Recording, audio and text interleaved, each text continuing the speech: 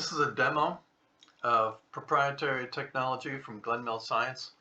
This is a virtual interview text analytics tool. Applicants for a job can conduct a virtual interview. That will take place here. It captures oral input, converts it to text. The text goes off to a server which conducts the analytics and reports the results that we'll see here. In this case, we'll be looking at a poor candidate for a position. The analytics method identifies text usages which indicate a good fit for a position, but also those which indicate a poor fit. And so we'll have 3 questions. They read the prompt, they click the start button, and I'll answer that with some poor responses from a lexicon which indicates that they may not be the best person for this job. I was born in a small town, and I've always loved animals. I actually wanted to be a veterinarian when I was younger, but you know, life happens. I studied business in college because honestly, it seemed like the easiest option at the time.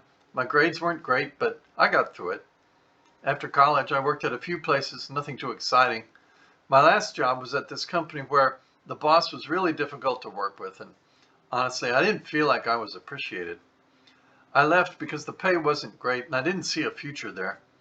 I haven't really done anything major since then, just trying to figure out my next step. I guess I'm applying here because I need something stable and your company seems decent. I don't know much about what you do yet, but I'm a quick learner. Outside of work, I like hiking and watching Netflix. I'm a pretty laid back person and prefer not to get too stressed. I think that's about it. They could continue by pressing start again, and this would just extend. Since they're done with their answer, we'll click done and it will proceed to the next prompt.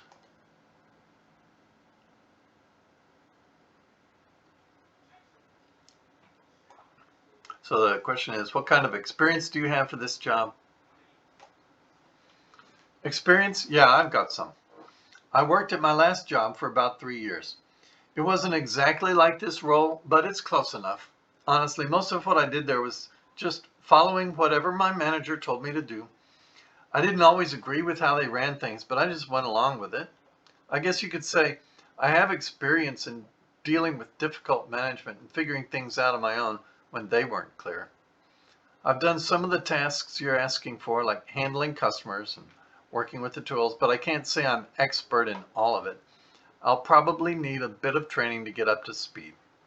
To be honest, I haven't kept up with all the new trends or technologies in the field, but I'm sure I can catch on quickly if someone explains it to me. I think I do well here because I'm good at adapting. I can't say everything on your list is in my wheelhouse, but I'll give it a shot if you're willing to teach me. I figure that's what onboarding is for, right? Okay, so now they're done with the second question. They click done, and we'll see a new prompt. Okay, so the question is, why should we hire you? Why should you hire me? Well, I'm looking for a stable job right now, and this position seems to fit what I need. I wouldn't say I'm the best candidate out there. I'm sure you've interviewed people with more experience or better qualifications, but I'm confident I could do the job if you give me a chance. To be honest, I haven't looked too deeply into what your company does, but it seems like a good place to work. I'm a quick learner, so even if I don't know everything you're looking for right away, I can probably figure it out eventually. Plus, I'm easy to get along with, and I think I'd fit into the team just fine. I don't have any specific ideas about what I'd bring to the table yet, since I don't know the role that well, but I'm willing to try my best. At the end of the day, I just want a job that pays the bills and doesn't stress me out too much, and I think this could be it. So if you're willing to take a chance on me, I think it could work out. Okay, so that's the third question. We're all done, so now we'll proceed to the analysis step. This would be, of course, what we're about to see only for the HR division. The hiring, the recruiter, the manager who's actually looking at these candidates would see this. In this case, they had middling performance on several of these aspects. Not really bad. They did give some relatively complete and long answers. So engagement means the amount of information they provided in response to a question. So they weren't just giving a one sentence or few words answer to a sentence. They were engaged in giving us full paragraphs of content. So the engagement was actually the best part. Attitude was just terrible. There were many negative markers there and a lack of positive markers. There were many indicators that looked like the performance of the company was far from a concern for this candidate. So they really came out badly in that.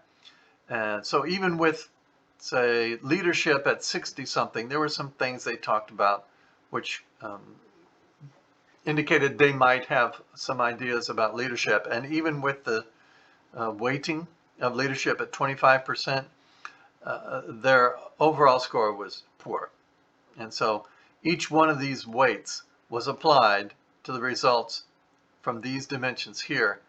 And in summation, they came below the threshold acceptable for this job, which is not high, and still got a thumbs down because while they actually probably do have some skills and might be good if they learn some life skills later on, they have a terrible attitude right now, and they need to take the company's needs into account and think about how they can contribute to the company and have a good attitude, which is completely missing. So if I were a career guidance counselor, I would have some really good things to point this candidate towards to improve their chances of doing well in their career overall. All right. Yeah, that'll do it.